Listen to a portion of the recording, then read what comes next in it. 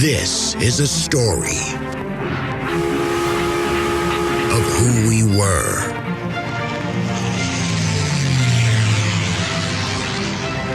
how we got here.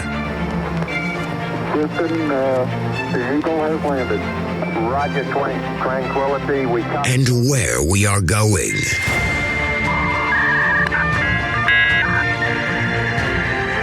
You've got mail. So join us as we take history off the page.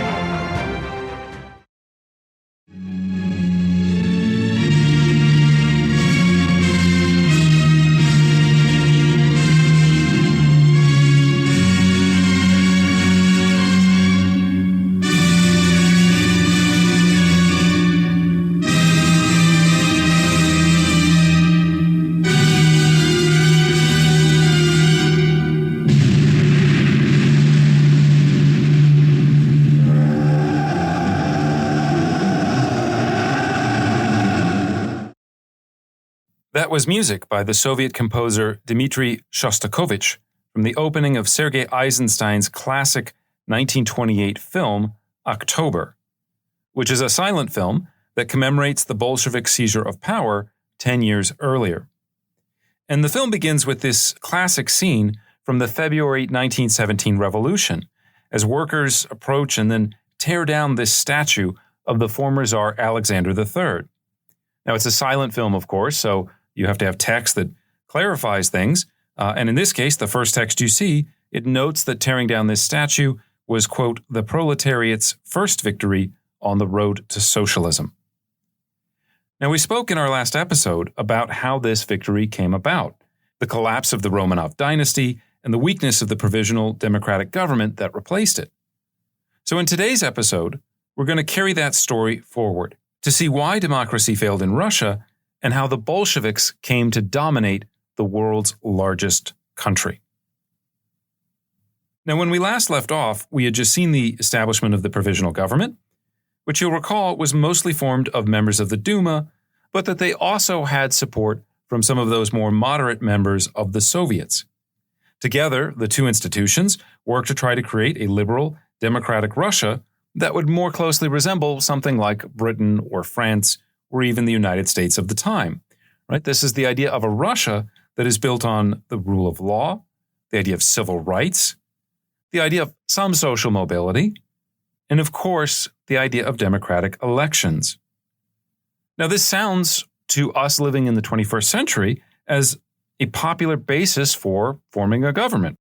This sounds like the sort of state that one could build that would last for hundreds of years.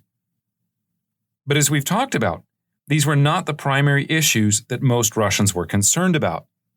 Instead, most Russians are concerned about food shortages. There are a large number of landless peasants who feel like they don't really have an opportunity to survive, to advance in society. What they really want is just a little bit of land, a little bit of territory that they can call their own, that they can use to control their own destinies by farming. And of course, the number one issue that Russians are upset about in February of 1917 is anger about the suffering and the sacrifices that have been made as part of World War I. So a lot of unhappiness in Russia in February 1917. And again, much of it is not unhappiness about questions of civil rights, questions about law, questions about democracy. A lot of it is about economics, and then, of course, also the war. Now, how much the provisional government could have done to really solve this issue of economic problems in Russia is debatable, right? This is part of it is transitioning to an industrialized economy. Part of it's just created by the conditions of the war. So there's a lot going on here, and you know, how much they could have done about it, again, we can't really tell.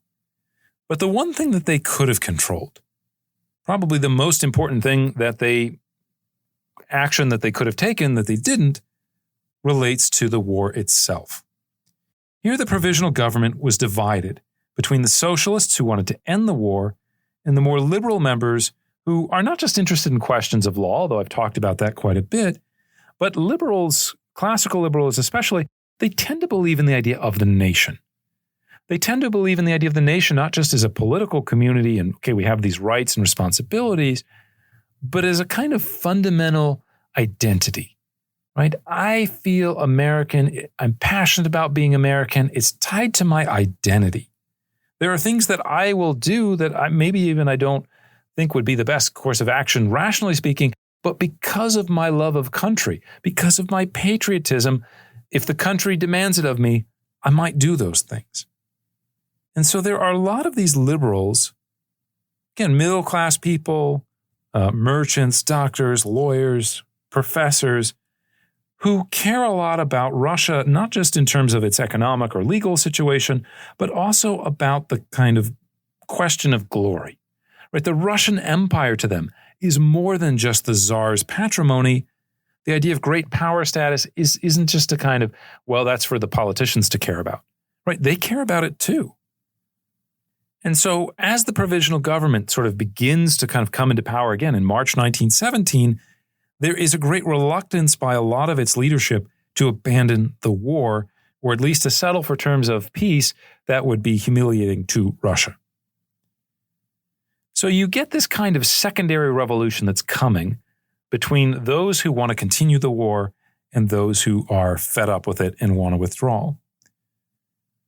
Already by April 20th, 1917, large demonstrations of workers took place against the war and against the government, leading the more moderate members of the Soviet to join the provisional government in order to restore order.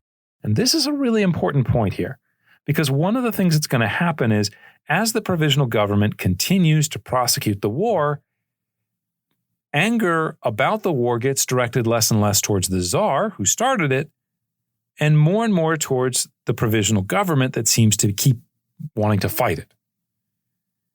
When those moderate socialists go over and join the provisional government, they do so because otherwise you're going to get anarchy, but they then too become tarred with the legacy of the war. And so who is it that is really hardcore anti-war, the truest of the true, the real people that are opposed to the war? By the time you get to the late summer of 1917, the only people that fit that description are the Bolsheviks. Backing up just a second, when in the spring of 1917, some of these moderate socialists are joining, the most important was a young gifted orator named Alexander Kerensky, who left the Soviet, where he was the vice chairman, and he became minister of war in this new provisional government.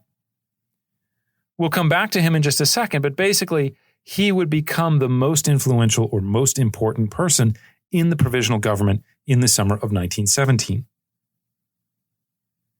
Now, another reason the provisional government continued to support the war was that the Western powers, especially Britain, France, and Italy, desperately wanted Russia to stay in the war so that the Germans would basically have to fight on two fronts.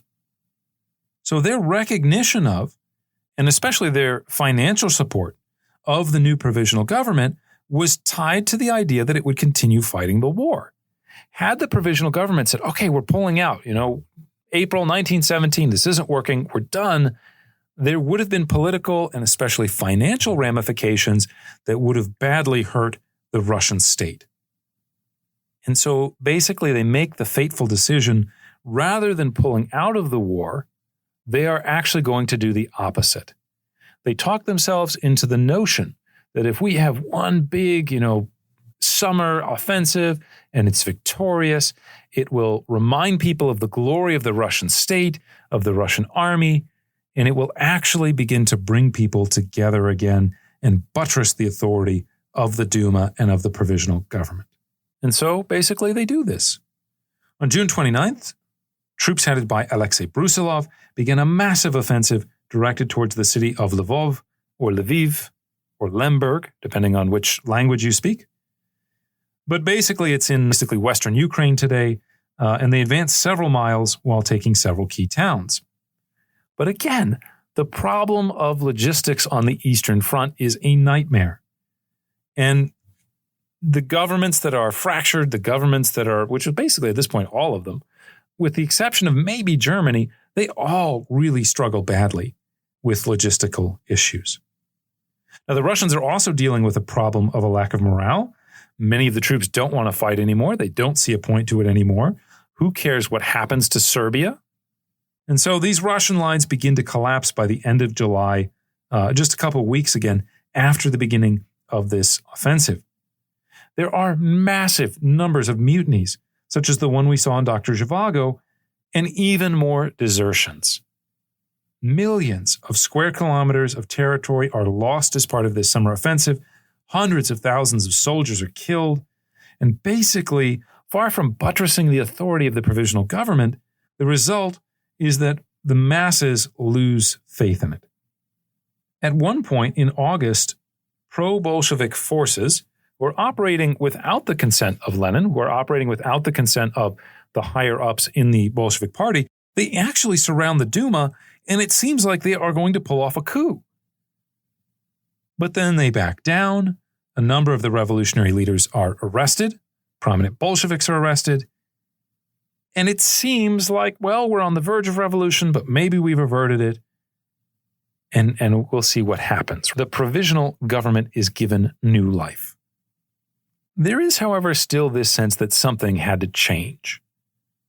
What that something was not immediately clear, but in the late summer of 1917, you start to get jockeying, you start to get moving around, positioning, preparations for whatever is going to come next.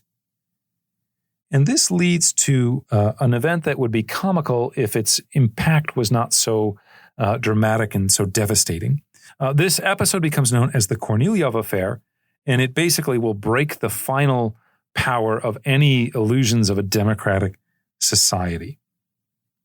As conditions worsened, right-wing forces who basically want some sort of stability and order, they began searching for a centralized authority that could replace the weak provisional government. If you're a conservative in the beginning of the 20th century, you may have decided to move on from the idea of monarchy. You may have said, you know what, the idea of a king ruling over us, it doesn't seem as effective as it once does. The idea that the king is above all the parties, it's not working out. But people have begun to embrace the idea of dictatorship. And so some of these right-wing forces want a return to some kind of monarchy, right? Bring in a new monarch, someone that was tangentially related to the old czar. Others would say, no, let's have a dictatorship. Let's do what the Spanish were doing for a while.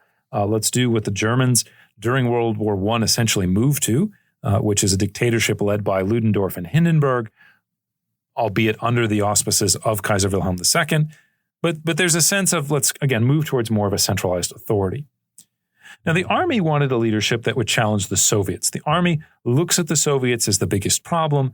When they say, why are we being unsuccessful?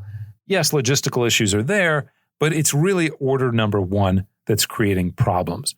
There is no discipline in the army anymore. When the soldiers resist their commands, when the officer says, get back in line, and there's no consequence for not getting back in line, that's a huge problem. And so the army, again, wants some sort of centralized authority, as do many conservatives. Of course, you also have the Bolsheviks that are floating around. And even though they didn't support the July insurrection, Lenin is still there. They're still talking about seizing power. It's still on the agenda. They're waiting for the time to be right. Lenin, we didn't mention this, but one of the things that's really fascinating about him is he is not so brilliant in terms of his theoretical approaches to Marxism, his intellectual abilities, his interpretations. But Lenin is a master tactician. Lenin is masterful at picking the right moment, at applying the right pressure points in order to get people to do the things that he wants. And so Lenin is floating around there in the background. Now, in the middle of all this, you also have Kerensky, who would become the new prime minister and who envisions himself basically to be the new Napoleon. Now, in one of history's little ironies, Kerensky and Lenin, their families actually knew each other. Kerensky was from the same town as Lenin. His father was actually one of Lenin's teachers before they later on moved to Tashkent, so that his father, Kerensky's father, could also become a school inspector just like Lenin's. And so the two of them, again, they know each other. There's a familiarity there. There's a similarity in terms of their background that just is again kind of odd or interesting from a historical perspective. Kerensky later on would work as a lawyer. He was not a Marxist, But he was a pro-worker politician. He is, as I said, also a very good orator. He gets himself elected vice deputy of the Petrograd Soviet in 1917 before he became war minister during that period of moderate socialists joining the government in the spring of 1917. By the start of July, Kerensky seems like another candidate, or perhaps even the leading candidate, to oppose the Bolsheviks while consolidating the political gains of the revolution. And so there's this kind of game that emerges, this kind of uncertainty, this dance, if you will. Who is going to emerge as the anti-Bolshevik leader? There's a number of candidates. Kerensky seems like a pretty good one, a guy with lots of different roots, lots of different pillars of support, if you will. But a second candidate was a general named Lars Kornilov. Kornilov is basically a 47-year-old Siberian Cossack who's risen through the ranks to become a general. He's known for his emphasis on discipline. He's a hero of the right. He's a conservative. He's not overtly political, but he's seen as the type of guy who could be a national hero. He'd actually been captured at one point in 1915. But instead of just saying, I submit, okay, I surrendered, he escapes by disguising himself as an Austrian soldier. And in essence, people begin to think of him a lot like Germans think of Paul von Hindenburg after World War I, which is he's a national hero. He could rally the people. He comes from, again, a more inclusive background than most of your sort of elites. Maybe he's the figurehead for a restored monarchy that we need. Now, for many Russians who feared the Bolsheviks, either of these candidates, Kerensky or Kornilov, would have been perfectly acceptable. But in the late summer of 1917, relations between the two men break down, in part due to tragic misunderstandings. One of the things that happens is that after his appointment, Kornilov begins to press Kerensky for several military reforms, including the restoration of the death penalty, the abolition of these annoying soldiers' committees. Now, Kerensky still needs the support of the Soviets, so he rejects these reforms. But, he's doing this dance. He's talking to Kornilov. They have some common understanding about some of the changes that need to take place. As a result, Kornilov moved troops closer to Petrograd in order to protect the provisional government, should it decide to approve these reforms, or to put some pressure on it, should it decide not to approve the reforms. Right? It's a little bit like, okay, we're having a discussion. I want you to rule something in a certain way. I'm just going to put my gun on the table while we're talking about this. Just in case you want to do the right thing, I can protect you. If you want to do the wrong thing, well, we'll see what happens to you. Adding to the confusion between Kornilov and Kerensky, or the drama, if you will, is this rumor that's circulating that the Bolsheviks are plotting a coup, which, even though they didn't kind of launch one at the beginning of August of 1917, there are a lot of Bolsheviks like Lenin who are talking about a coup. Right? Lenin is not saying, let's respect the authority of the provisional government. Let's wait till we've transitioned to full-on capitalism. Lenin is saying, yeah, we're going to launch a revolt. We're going to launch a coup. It's just a question of waiting for the right moment. So there's all these rumors of coups. There's all this talk of revolution in the air. And Kornilov decides that he doesn't want to wait.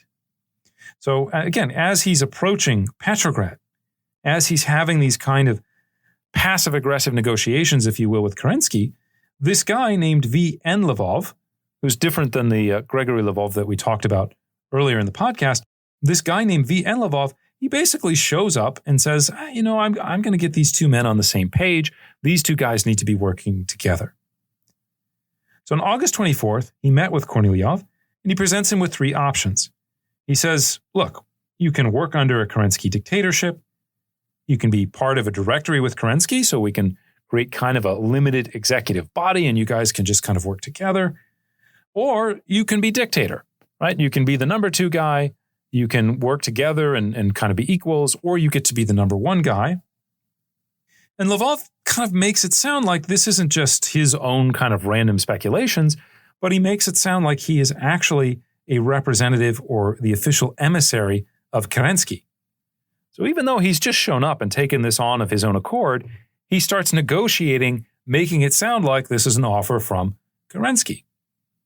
Now, imagine for a second that you're Kornilov, and someone says to you, look, you can be the number 2 guy, you can have some sort of weird power sharing agreement, or you can be the man yourself. Which would you choose? Most of us, I think, would probably say, yeah, I'll be the one in charge. You can be my number 2. I'd like to be the one in charge. Very few times do kids in like elementary school, one day when I grow up, I would really like to be the vice president. No, of course not. They all say they want to be the president. And so, as you might expect, what does Kornilov say? He says, I'd like to be, all things being equal, I'd like to be the dictator. But he also kind of says, hey, you know what? I just don't want the Bolsheviks in power. So, you leave it to me, I'll be dictator, but I'm fine with anything else. So Lvov goes back to Petrograd. He gets an audience with Kerensky, and he says, so I talked to Kornilov, and he wants to be dictator. Lvov leaves off the other part about he's willing to do anything else. That's his preference, but, he doesn't really care that much. He just kind of says this is a demand for power.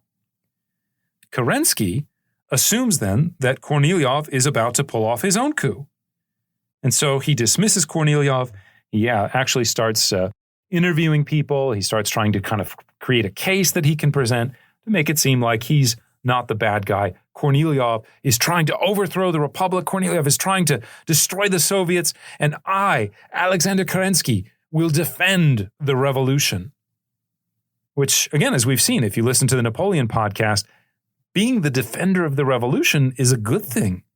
If you want political power, when there's a vacuum, be the defender of the revolution. That's part of how you get power. The story doesn't end there, though. Because what does Kerensky do? He dismisses Kornilov. He says, look, you're obviously foaming a coup. I hereby relieve you of your official duties.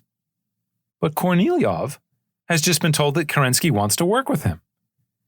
He decides, or he interprets this as not a legitimate sort of statement by Kerensky, but he figures, darn it, those Bolsheviks, they got him. There's a coup going on right now. I have to rush to the capital with my soldiers to defend the provisional government from the Bolsheviks. To make a long story short, Kerensky basically declares himself dictator in order to put off a military coup.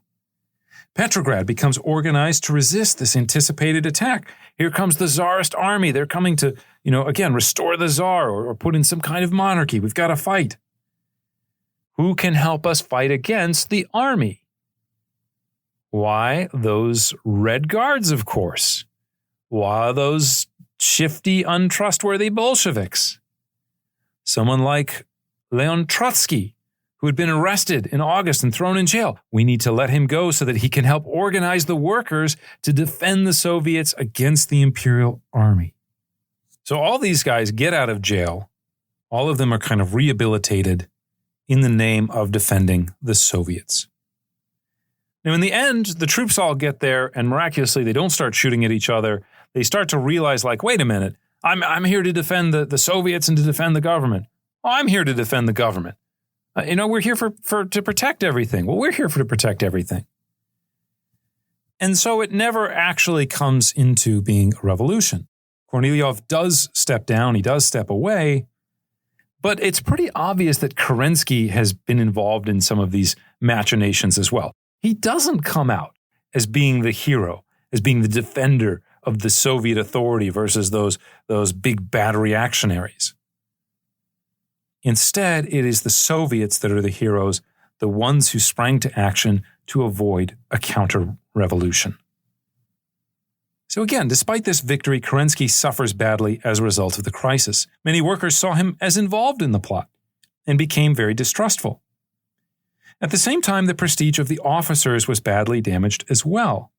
Soldiers in the ordinary ranks, they start to see their commanding officers as potential counter-revolutionaries, and they begin to desert en masse. So again, the real winners of the affairs are the Soviets and also to a large extent the Bolsheviks. Again, who are the only people that are completely against the war? The Bolsheviks. Who are the only people that have absolutely, positively stood only for the authority of the Soviets and have no kind of tarnishing by association with these counter-revolutionary groups? the Bolsheviks. It is not coincidental that just a couple weeks later, on September 25th, the Bolsheviks win the majority in the Petrograd Soviet for the first time. They begin issuing decrees that the Soviets should now move towards seizing power in their own right. Everything else, even the Duma, even the cadets, even some of the more conservative socialist parties, all of them have proven themselves inept. All of them have proven themselves not loyal to the ideals of the revolution. And so, according to the Bolsheviks, now the time is coming for the Soviets to seize power. The Bolsheviks also took control of Soviets in places like Moscow, the port of Kronstadt, where there was a naval base and a lot of very politically active soldiers or sailors, Ekaterinburg, Tsaritsyn.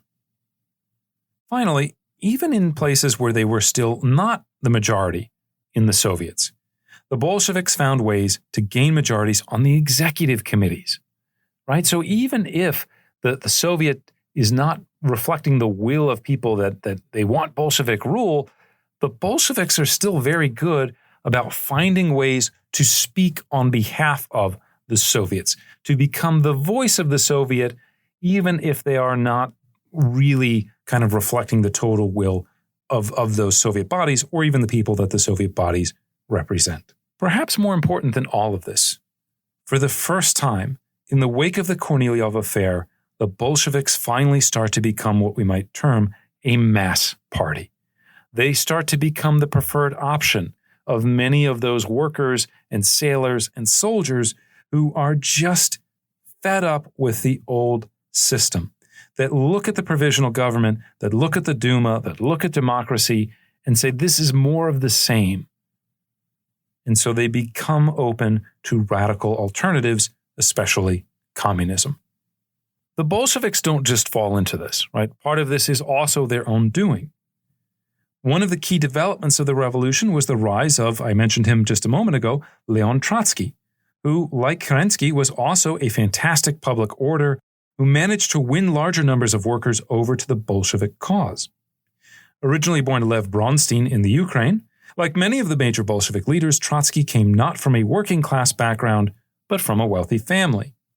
He had become interested in revolutionary politics as a teenager in the 1890s, eventually leaving Russia to become, like Lenin, a professional revolutionary. Here he had met Lenin abroad, although the two initially split during the Menshevik-Bolshevik kind of fight in the early 1900s. After the February Revolution, Trotsky had returned to Russia, working closely with, though not as a member of the Bolshevik Party. At the start of August 1917, he had been arrested again, but as I said just a moment ago, he's released after the Kornilov affair and the attack on Petrograd. Trotsky gets himself elected chairman of the Petrograd Soviet when the Bolsheviks finally take the majority in late September 1917. And from this perch, he would push for a seizure of power, joining Lenin to win this kind of inter-party debate among the Bolsheviks about when was the opportune moment for revolution. We'll get into more of that in just a moment, but here we want to note that as a result of the Kornilov affair, there is no real authority left in the capital outside of the Bolsheviks. All of the other viable alternatives in Russian society have all collapsed, have all proved ineffective. And so the Bolsheviks, it's not so much that they overthrow the government to seize power. It's more like they just walk in, and if you think about a house of cards and you push one of the cards and they all fall down, that's essentially what happens. Okay, so as all of these events that we've been talking about are taking place in the long summer of 1917, Lenin basically waits in the background. Again, he's plotting, he's strategizing, he's a master tactician, thinking about, okay, when and how can the Bolsheviks come to power? The Kornilov affair basically proves to him to be the moment or the signal that the time has come to try to take over the government. So in October of 1917, Lenin begins to kind of move forward with a plan to seize power. He realizes that even though the Bolsheviks have become more popular, even though they have become a mass party, they aren't in and of themselves powerful enough to kind of maintain power. And so if you're going to pull off a revolution, the way to do this is going to be using those Soviets, using the authority of the Soviets, using the kind of popularity of them as a way to legitimate the Bolshevik seizure of power. However, you can't just speak for the Soviets on your own, right? The Soviets they have executive committees, they have some voting that occurs. And so basically, he decides to use this regional Soviet conference that is going to meet in October rather than the national one to have this vote that, okay, now we're fed up enough with the Duma and Kerensky and people like that. Now we will rule in our own right. So he's going to try to push the Soviets, this regional conference, to make that declaration. Before he can do that, though, he also needs to get the Bolshevik Party on board. So Lenin is very good at arm twisting and browbeating. He is not the most gifted public speaker ever, but he's very persuasive in private. And so he manages to accomplish both of these feats. I don't have a whole lot of time to go into detail about it, but basically the scene where the Bolsheviks vote to go forward with the insurrection is kind of funny. You think about these momentous moments in history. The great Soviets, they're going to vote to take control of everything. The Bolshevik Party, with by this point hundreds of thousands of members, how are they going to make a decision about this? Right? Shouldn't it be some kind of big party conference, big delegation or something like that? No, actually, in fact, they meet in secret. Basically, they meet in this woman's apartment. Her husband wasn't even actually a Bolshevik. He was a different socialist. So she kind of has to say, honey, don't bother coming home tonight until after 9 p.m. because things are going on. There are 21 members of the Central Committee of the Bolshevik Party. So 21 members that are supposed to vote on this, only 12 of them happen to be at the meeting. And so it's kind of in secret. It's kind of in the dark. Lenin apparently was wearing this wig, and the wig kept kind of falling off his head because he wanted to be there in secret. But, he forgot to bring the powder to, I guess, attach his wig. So, you picture, here's this momentous decision that decides, literally a century of history. And here's this kind of clownish figure of Lenin who can't even keep his wig on his head. But in the end, they do vote to go forward with this. And at the same time, this isn't, they're meeting in secret for this one particular meeting, but the general idea was well known, right? Lenin is dressing up in disguise because he's well aware that there might be problems for him. And so what does the Kerensky government do as this whole process plays out? The answer, stunningly, is almost nothing. They don't try to track down Trotsky. They don't try to track down Lenin. They don't begin to prepare for some sort of violent overthrow. In fact, the only thing that Kerensky does is actually, in retrospect, a really stupid move, is that he announces the transfer of one of the, or basically of the Petrograd garrison to the front. Now, the Petrograd garrison, the military unit that was stationed in the capital, was probably one of the most revolutionary units, right? They're there with all of the major Bolsheviks. They're exposed to all of the propaganda that's going on. They see the suffering. They see the ineffectiveness. They were there in the middle of the Kornilov affair. And so, first of all, they're probably one of the least reliable units to the provisional government to begin with. And second, where is the one place that they absolutely do not want to go? It's the front. And so basically by deciding that they're going to try to move this unit to the front, Kerensky it's kind of like saying, here's a hornet's nest. I'm going to go kick it and see what happens. In mid-October, the Bolsheviks will form what's called the Military Revolutionary Council, or the MRC. They will get some other members of some other socialist parties to join it. But this becomes what's known as the main organ of Soviet defense in terms of a crisis.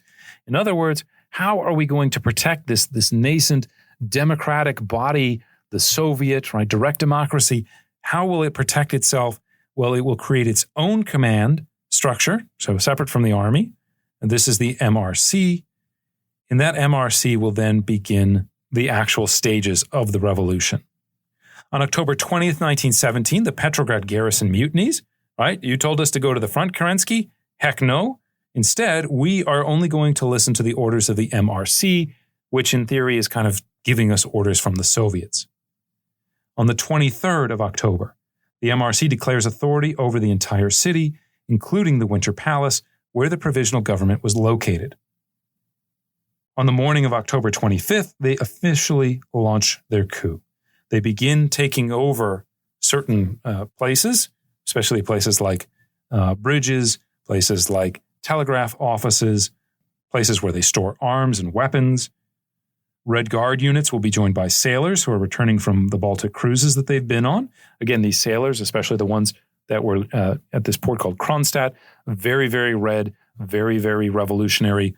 They just happen to be back in port. Great. They will also add to our numbers. The MRC will set up checkpoints all across the city. They take over police patrols. And by the early morning, basically the Bolsheviks have control over most of the key sites in the city. On the morning of the 26th, they capture the Winter Palace and most of the ministers along with it. Now think about this. The provisional government, the source of authority, right? Does it defend itself? Is it prepared for another coup attempt? Not really. There are a couple hundred soldiers that are at the Winter Palace that, again, will kind of defend it for a couple hours. Most interestingly, there's this group called the Women's Battalion of Death. These are some really hardcore women that had a lot of loyalty towards the provisional government. They had formed in World War I. But for the most part, nobody defends any of it. Kerensky gets in his car, and actually, it's not his car. He actually borrows a car from the American embassy, and he's able to kind of drive around because people think that he's actually American. But there were no troops left for him to command, right? The ones that were stationed there had mutinied. They had not been able to bring in loyal troops to the government just yet. And so when it comes down to it, the seizure of power physically is quite easy. There's, again, hardly any defense of the Winter Palace. The guy who is in charge of defending it, the kind of lead commander, he doesn't even have a map of the palace. They don't even guard all the exits into it. The Soviet Regional Conference is a little bit more difficult. Again, there's this kind of pre-planned meeting. Lenin hoped to kind of use it to authorize the creation of a Soviet-led government. So Lenin's plan here, his tactics are basically start the revolution first, present it as a fait accompli, and then the Soviets will authorize it kind of after the fact or as it is going on. Now, one of the kind of comical things about this is you don't want the meeting to start before the revolution has achieved some of its main goals. And so it's supposed to start kind of in the middle of the day. They keep pushing it back later and later into the day. And then at 10 p.m. on the night of the revolution, so the revolution started that morning at 10 p.m. at night, they finally say, okay, now let's start the meeting. And initially things look pretty good. Most of the delegates did agree on the idea of seizing power. However, there was a lot of kind of a feeling of solidarity among the delegates, right? They don't want to seize power in the name of the Bolsheviks or the SRs, or they don't want this idea of factionalism. If seizing power in the name of the Soviets is supposed to end the revolution, then at the very least it should include all of the major reformist parties, especially all of the socialist parties. But it's in this moment, which happens close to midnight, they're debating about what is it that is going to signify the Soviet government, what is going to be that expression, that the Mensheviks and a large group of the SRs, who became known as the Right SRs, they basically walk out of the conference because of the physical assault on the Winter Palace. And in telling the story of the Russian Revolution and telling the story of how do these Bolshevik guys, who had very little support, who were quite small outside of the major cities, how on earth did they pull this off? One of the big things that helps them is that time and time again, their opponents walk out. Their opponents believe in this notion of democracy where the thing that matters is the will of the people. And so if you boycott, if you leave, if you walk out, you will make illegitimate whatever decisions are made by those bodies that you've walked out from.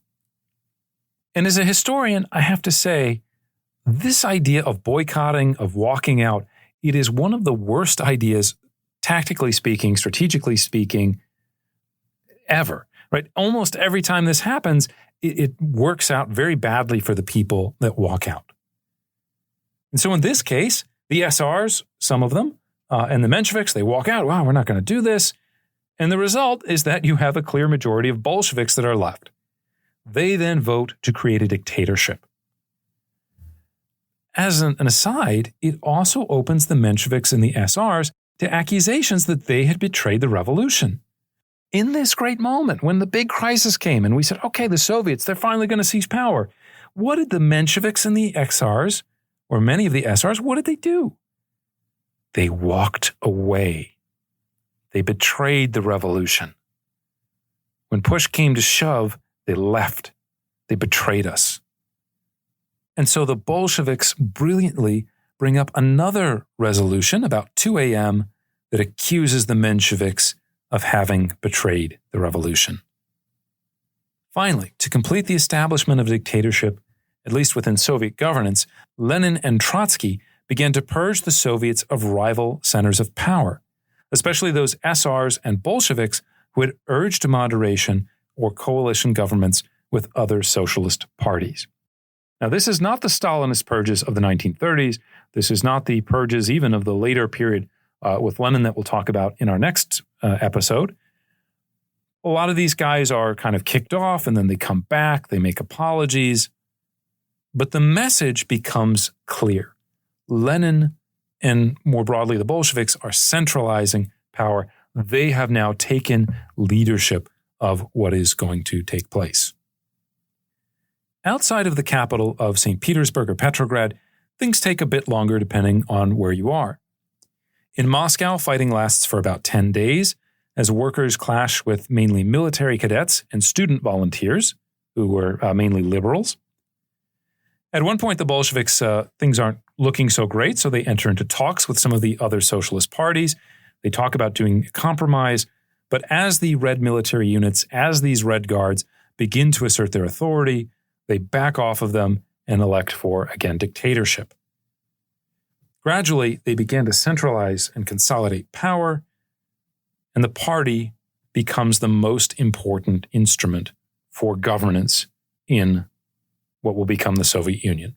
Now, we'll talk about this more in our next episode, but on a practical level, what we're talking about here is that once they have seized control of the provisional government, the Bolsheviks take over all of the ministries, all of the public authorities, and they begin to appoint party people to run them. Now, they do also have some members of the SRs who didn't leave. They begin to be called the left SRs, and so they also do participate with the Bolsheviks in setting up this new government. When these guys first come into office, many of the civil servants, who were, again, liberals, white-collar workers, middle class, many of them resist. They actually go on strike, and they refuse to recognize the authority of the Bolsheviks as the legitimate government.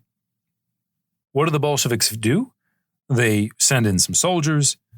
Basically, they fire a lot of the top leadership, the top civil servants, until they find somebody who is ready for career advancement, right? There are plenty of people that would like to be boss. They're the number 3 person in charge. Will you follow the authority of the Bolsheviks? Well, the first guy won't. The second guy won't. But if the third guy will do it, then he suddenly becomes head of the department and he gets social advancement or social mobility.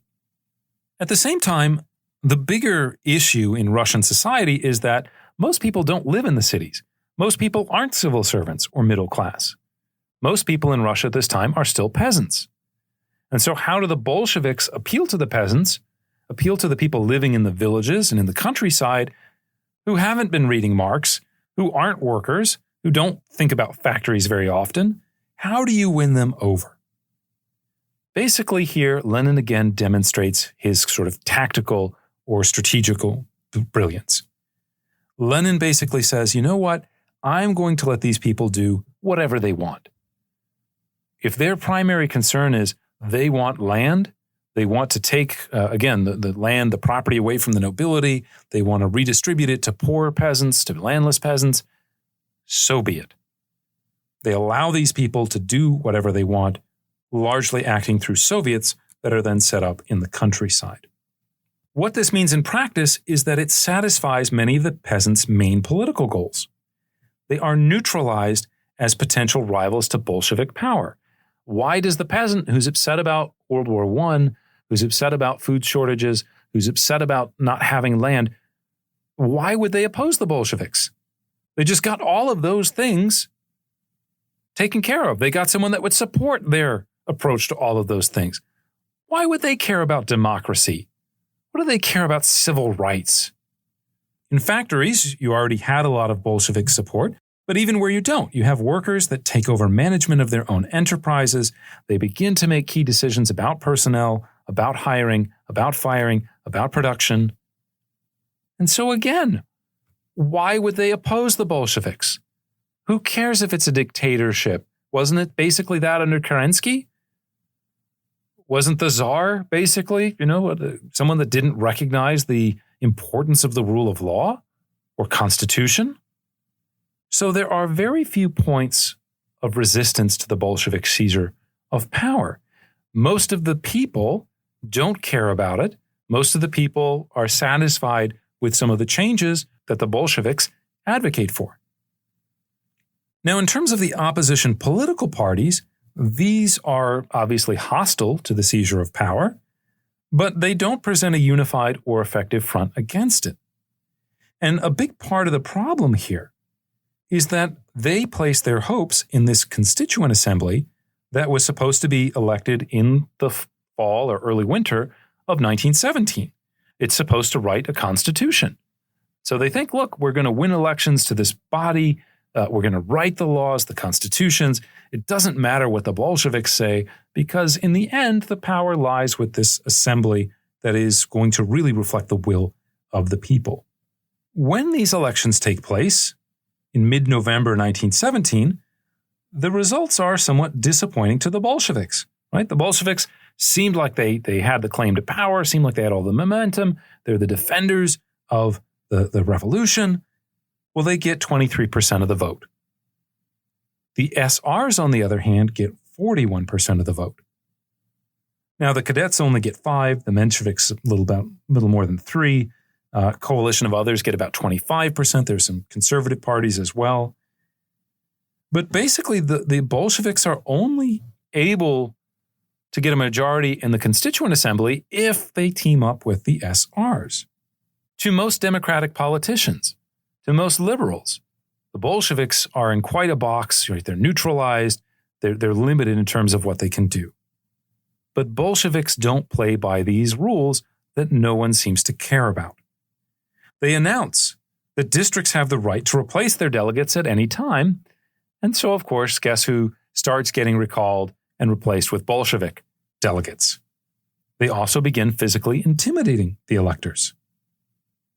Now, the cadets, the Constitutional Democratic Party, the guys who were most passionate about the rule of law, most passionate about the idea of civil liberties, they say this isn't legitimate, this isn't acceptable, this isn't okay. What is our response going to be? We want massive demonstrations. We want the Bolsheviks and the Soviets and the SRs. We want them to know, to see that they don't reflect the will of the people. But these demonstrations play right into the hands of the Bolsheviks.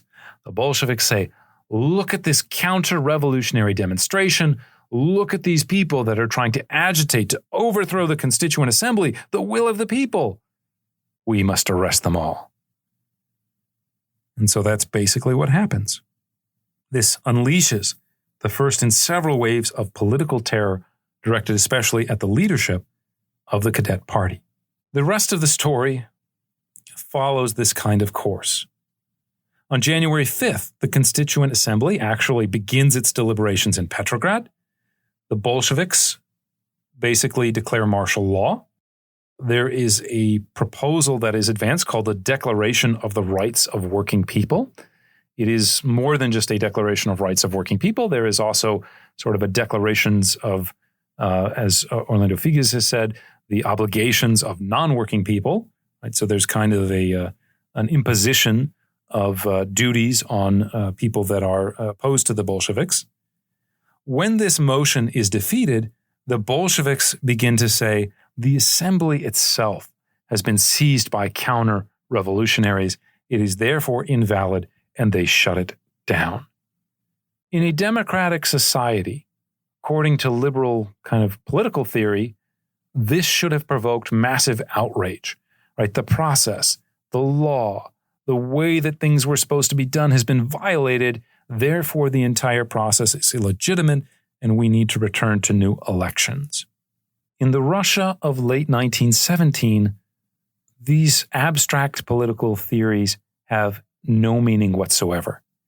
People literally don't care. What they do care about are things like bread, land, and peace, which again, not coincidentally, happened to be a Bolshevik slogan, if not the main Bolshevik slogan during this period. Land, peace, bread. That's what people care about. The existing circumstances that their families are challenged by, that's what they care about. Not your abstract political theory, not rights which don't mean anything in practice. And this ultimately becomes the nail in the coffin of democratic efforts to build a democracy, I guess, in Russia.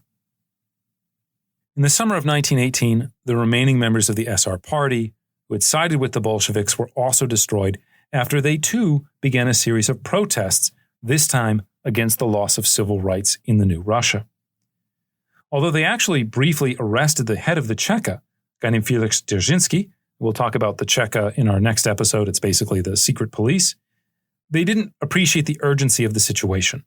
They did not seize key posts and telegraph stations and railroad stations and things like that.